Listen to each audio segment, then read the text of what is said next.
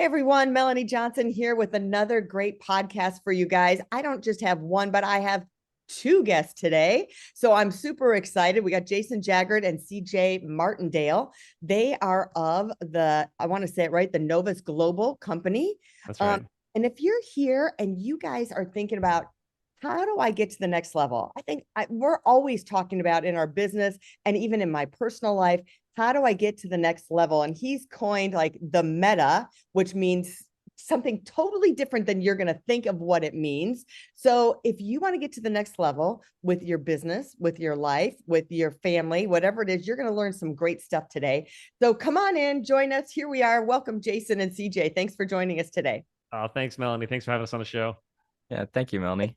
Well, kind of tell us your backstory. How did you get started in the whole coaching and business environment, doing that, helping businesses? Yeah, well, I was working for a nonprofit. This is years before the firm started, working for a nonprofit, and we had these amazing experiences. So we were in the early days, like we would do like Strengths Finder. I don't know if your audience is familiar with Strengths Finder, Berkman, Myers-Briggs, what color is your parachute? Like all these different, Patrick Lencioni just came out with Working Genius, and there's all these different tools out there to help you find your uniqueness and your wiring. And so we were doing a lot of that. And then we just stumbled into doing work for like the NFL, and I found myself flying to South Africa to work with banks that were merging after apartheid, and like all these really powerful conversations. And I just fell in love with it. And so then I was like, hey, I think I could do this professionally, not just through the nonprofit. And so I worked it out with them where I was able to transition, and then was coaching by myself. And that was really lonely. And a lot of coaches, if you're a coach and you're listening to this, you know what I'm talking about. Like it's just kind of a lonely gig sometimes. And I was like, man, I think that I could not only would I enjoy being in community more, but I actually think that I would win faster and bigger if I did this with people that I trusted who were really competent. And so about 9 years ago, we started a firm, and then, CJ's on here too. And so a couple of years ago, we convinced him to join the firm as well. And there's about 40 of us across North America who coach hundreds of clients all over the world, and we're having a ball. But that's how it all got started, was just doing StrengthsFinder assessments. That's so cool. So when someone joins in, and CJ, tell us a little bit how you joined and why you like working there and what you're getting out of this.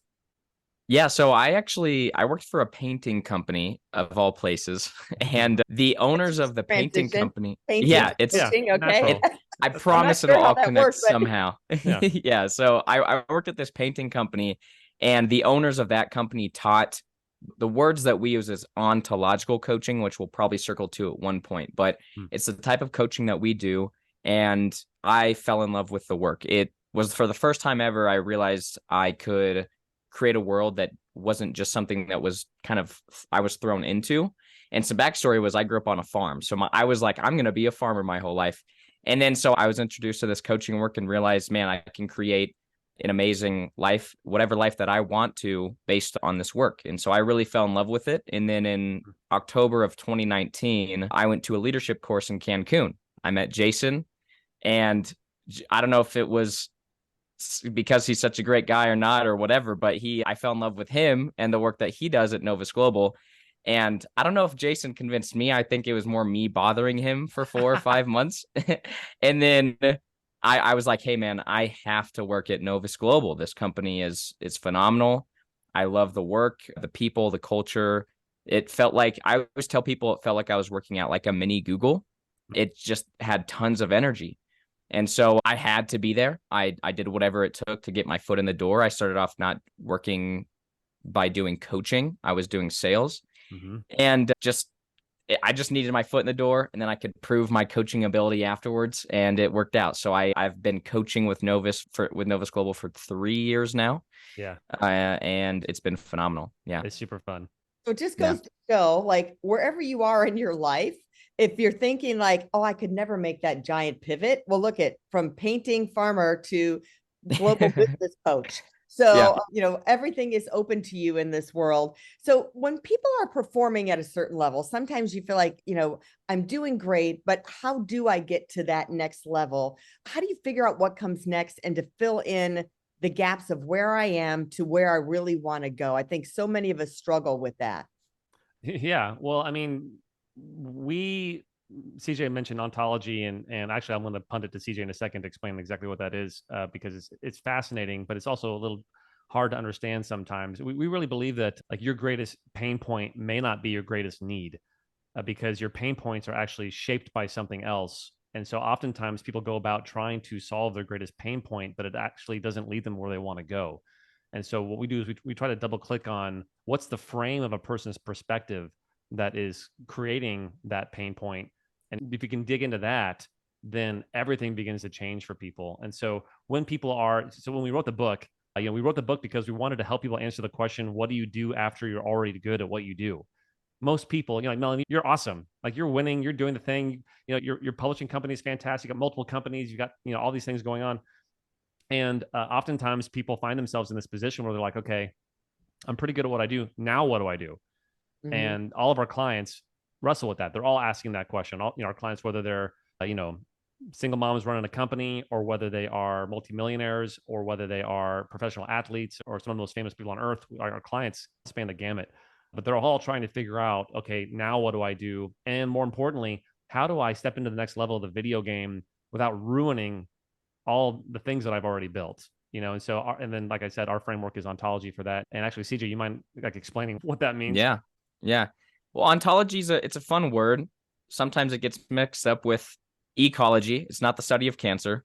So it's ontology, and it means way of being. And one of the ways I find it best to describe is if I'm looking at a chair right now, and I can't coach someone into being a chair. It doesn't work. It's non-existent. But we can talk about what makes up that chair. It has 5 legs, nuts and bolts, cushions, armrests. And so we could talk about, becoming, like, what does it take to make up that thing? And then how do you embrace that to become that? Now, the analogy breaks down because I don't want you to be a chair or anything like that. But replace that word with, I want to be an Emmy Award winning actor or something like that. That is fully possible. You're 100% capable of doing that. The question isn't, is it possible? It becomes, who do I need to become in order to achieve that? And so what ontological coaching does is it's all about a future-based conversation. It's, if that is who I'm committed to being, what do I need to do? What do I need to be? Like, how do I shift my personality, my energy in alignment with that, which will directly correlate to your actions and how you show up, which is more likely, it's going to make it more likely that you're going to achieve the result you want to achieve. That's right. It kind of reminds me of when they say, make that list of the person that you want to be with, like your dream partner. And then who do I have to be to attract that person? It's kind of the same type of thing. And what I realize, a lot of times people get in their own way, right? And sometimes I know that maybe you're trying too hard, but at the wrong things. How do you help people get out of their own way? For me, I think it's very important to make sure that there's something that they're tied to or that they're anchored into that is worth the sacrifice of change. Because there's two ways people can relate to what we call the gap, which just means, hey, you have a vision or you have something you want to achieve, and then you have current reality. Now there's a gap. You can either relate to it the most common way, which is out of fear or scarcity, anxiety, depression, guilt, shame, whatever might come up usually, which is one way to think about it. It's not bad, by the way. Living out of fear is a very good survival tactic. The other way is to relate to it out of love. Like, I would love to close this gap. I'd love to get curious. I'd love to, insert whatever word that you think is going to thrill you to push you to closing that gap from something you would love to do. So obviously, if you're going to close that gap with love, I'm not saying I'm true, but I make up that you have to find something that is worth the transformation. Jason has a quote that I steal all the time, and I'm going to steal it right now. Do it. Is, what's something that you're willing to go after, even if you knew you would fail at it? That I love that quote, because it's like, I'm going to go after it and I know I'm going to fail at it, but I'm still going after it. That to me is like the pinnacle of what you try and find in a vision. Yeah, I love that. And that makes me think. I was just writing down, okay, so I got to fill this gap. I got to figure out what I get from here to there to my vision. But what if you pick the wrong thing? Like in business, you could say, okay, I'm going to sign up for coaching, and then the coaching isn't what you think. I'm going to get LinkedIn software and spend X amount of money and try that out. And you're like, well, that didn't work. Now I spent all this money and now I'm like in a worse position than I was before. So there kind of wraps into the fear of how do I know to make the right decisions and be okay with if I make the wrong decisions? That's right. Most people try to go after something and they have a way of being around it, like an ontology around it is, I'm only going to do this if it works. Mm-hmm. And what you want to do is you want to transcend that. And that's what CJ's talking about is you want to transcend that. And you want to go after things that are worth going after, even if they don't work. And when you do, it liberates you from that fear of failure and it opens up all sorts of resource. And actually in the book, we talk about asymmetrical risk. And it's like, how do you design your life to where even if you lose, you win? And there are 1,000 ways to do that. And it's very hard to do by yourself. And that's why it's helpful to have someone walk with you as you're designing your life for that kind of outcome. I would say it's like an education. People pay for college educations. They pay sometimes hundreds of thousands of dollars for college educations, and then they can't even get a job sometimes. And are they get their ROI on that? So I think, gosh, if you take and you learn, and take an e-commerce course and go out there and try e-commerce and it fails, but you got the education and then each step gives you something of the experience that maybe is going to take you to the place you need to be, whether it be from a painter to an executive coach, right? You took the chance of going to this leadership course out of nowhere that it led to something else. So that kind of is all accumulative. Define meta performance. We kind of talked in the beginning. So meta is a big word. We have a meta that's a company now instead of Facebook. It's meta. So what does it mean in your terms, meta performance? Well, first of all, I think it should be said, this is going to sound a little defensive, but we've been using that phrase for way longer than Facebook has. So when we have the IP documents to prove it. But yeah, so you can think of like a typical performance pyramid. You've got low performance at the bottom, performance in the middle, and then high performance at the top. And most people, the object of the game is for them to become high performers. Like we want to be high performing coaches. No employee wants to be a low performer. And there's been lots of books, and frankly, books we respect, and lots of leaders and lots of teams that are all trying to create high performing teams. Well, a couple of years ago, I was doing some consulting. This is about 10 years ago. I was doing some informal consulting with a Fortune 10 company. I mean, this is a company everyone would know, has heard of, admires, respects, maybe even is a little scared of. And we were talking with their teams and we're like, hey, so what's the problem? Like, you're talking to us, what's the problem? And they said something I'll never forget, which is, well, we have a bunch of high performers. And I'd never heard that described as a problem before. I was like, that's what everyone's trying to do. That's what the goal is. And so, yeah, like, Jason, this is like, we have a bunch of high performers and it's good, but it causes a lot of problems. Like people are resistant to feedback. They're divas. They think they've arrived. When we ask more from them, they get a little resistant because they're the best in the world and they know it. And so we started working with them around coming up with an answer to the question, what comes after high performance? Or, the title of our book, what's beyond high performance? Mm-hmm. And they didn't have an answer to that question. And so then we went to work and we developed this ideology around meta performance, which is the constant exploration and reinvention of what high performance is for you. So every person has a definition of what high performance is for them. And so it's shifting the question from how can I be the best to really exploring what I'm capable of. And when you can create a culture and a team that asks those kinds of questions, if you can get the dad from wanting to be, quote, the world's best dad with his mug to really exploring what am I capable of as a father, it just creates all sorts of benefits and it makes leading harder in some ways, but mostly easier. And then you actually start creating results that you would think were impossible just like a week or a month or a year ago. So many people get in that rut of they're doing what they're doing on a regular basis and they don't ask themselves, what's the question of what I can do more?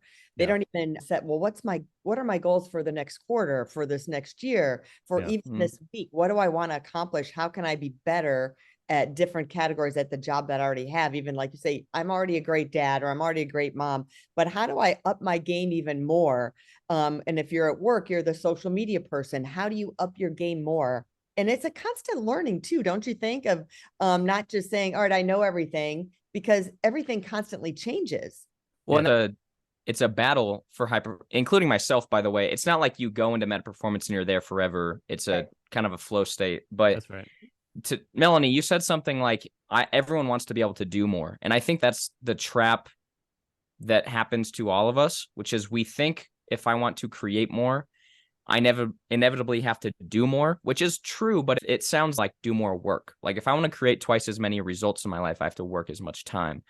And that I don't want someone, I can beat someone into high performance with a stick, to work double the amount of time, but they're going to resent the work because of the process. Mm-hmm. And so if you think of meta like metamorphosis, like a cocoon, like a caterpillar that is metamorphosizing, I don't know, Yeah. into a butterfly, Yeah, we'll go with that.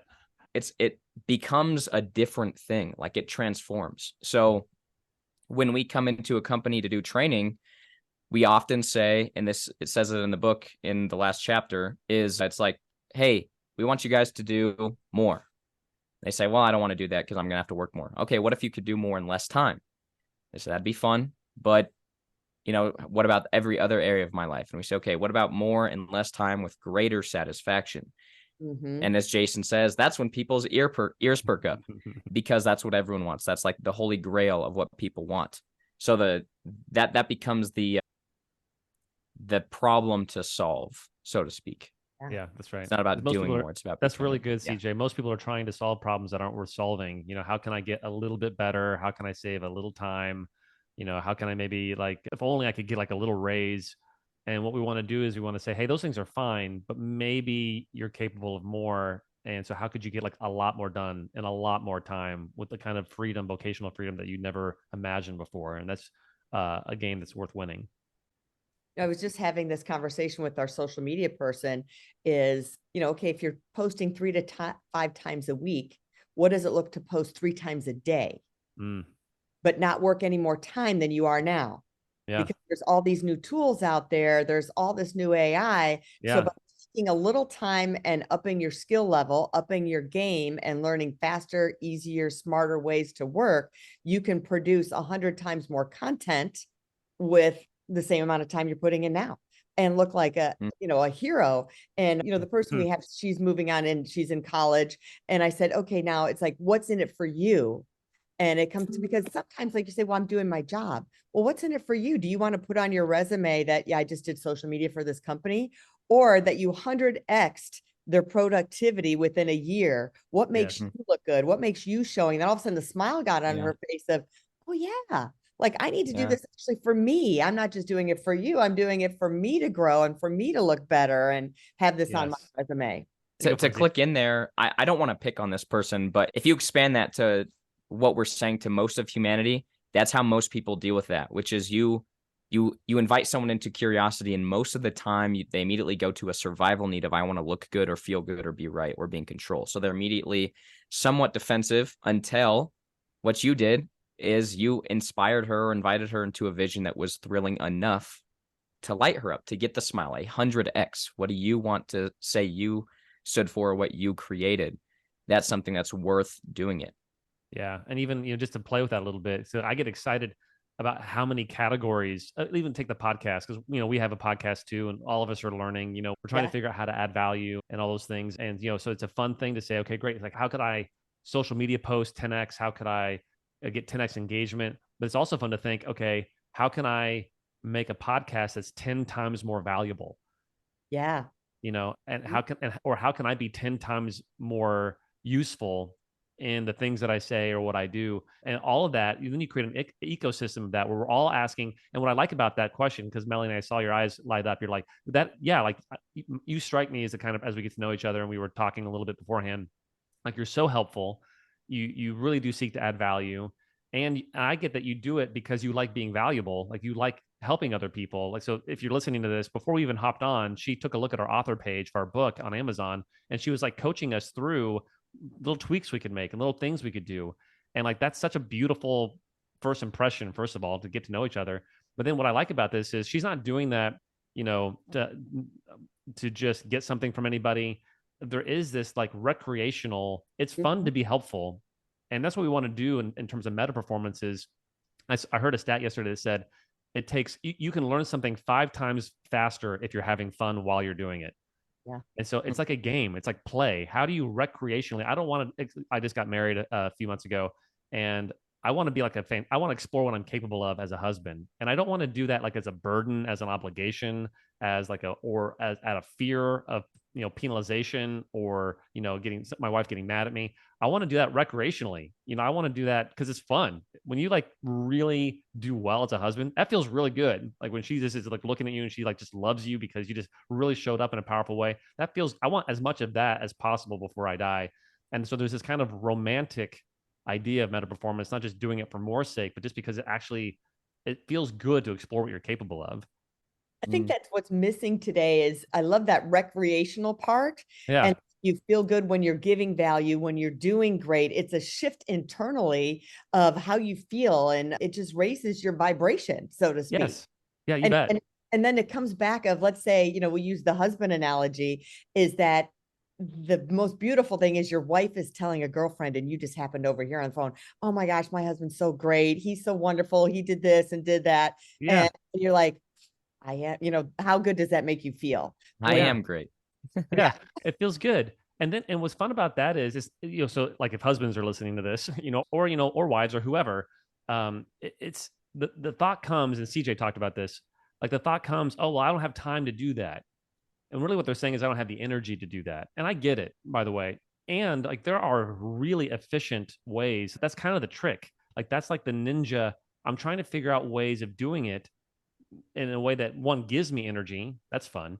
And two, like it's fun. It's like a puzzle. It's fun finding like the nuclear things that make the biggest difference. The things that don't take a lot of time, but have a massive impact, and that's a really fun game to try to win. You're going to say something. Yeah. What Jason is getting at is it's the like thesis of our book in a way, which is that wouldn't have happened unless Jason asked himself the question of what does it take, or what does it look like, or who do I become in order to be the best husband I can be? And Jason, I think you know the stat here, but it's something like people are 30% more likely to vote just by being asked if they're going to vote. Yeah. There's some phenomenal or like psychological turn or things that happen where when you're asked questions, it shifts your world. And that's what we're saying is, don't ask yourself the question, how can I be the best? Ask yourself the question, what am I capable of? If the question wasn't there for Jason, it wouldn't have opened the world of exploration. Yeah, that's right. Melanie, what are you going to say? Well, I have a bunch I'd like to say. I could stay on here for another half hour, but I know I got to wrap things up. So tell us where we can find you. And of course, you have the book Beyond High Performance that's available on Amazon. But tell us where people can connect with you. Yeah, we're on Twitter. And I mean, that's like the last place you want to find us. So we're on Instagram. You can go to our website, novus.global. CJ's on Twitter, or not Twitter, Instagram. He's on Instagram. He's doing stuff there too. And like, if you Google CJ Martindale, I think some good stuff for him will come up. If you Google Jason Jaggard, we're all over the place. Well, great. Yeah. I'm not going to badmouth Twitter. Still go to Twitter. Go to everywhere. Support them. Well, sorry. It's just, I don't think any of us, I have an account, but I don't post there. So it's funny that I say that so much. But anyhow. That's so funny. Yeah. Well, check them out. Check out their book. Make sure you get it, Beyond High Performance, on Amazon. And if you'd like, they're going to be on our other podcast, Elite Publishing. We're going to talk all book stuff, how they wrote their book, how they published their book, why they wrote their book, and all these great things that happened since they did that. And if you're thinking about writing a book and want to become a best-selling author, reach out to us at eliteonlinepublishing.com. We don't accept everybody, but hey, reach out to us and we'll see if we're a good fit for each other. We'll see you next time. Have a great, fantastic week, everybody. Bye-bye. Hey, are you looking to increase your revenue, build credibility, and elevate your brand? This podcast is brought to you by Elite Online Publishing, an innovative publishing and full-spectrum marketing company. They will publish and market your book to make it a #1 bestseller. Becoming an author is the best way to market your business. So contact them at eliteonlinepublishing.com today. All of their authors become #1 bestsellers.